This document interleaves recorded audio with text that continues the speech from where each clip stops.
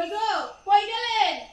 এই যে চা রেখে যাইতাছি, বেশি দেরি করলে কিন্তু আবার চা ঠান্ডা হয়ে যাইবো।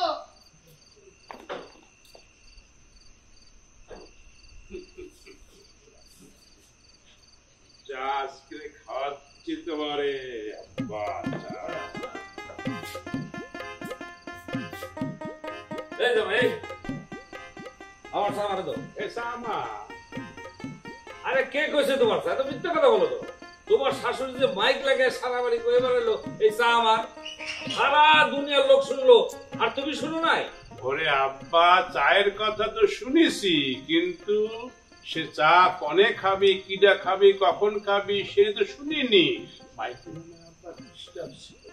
আপনার কানেও ডিস্টার্ব হতে পারে। দেখো জামাই, তুমি হলো এইবারে মেহমান, ঠিক কিনা? জি।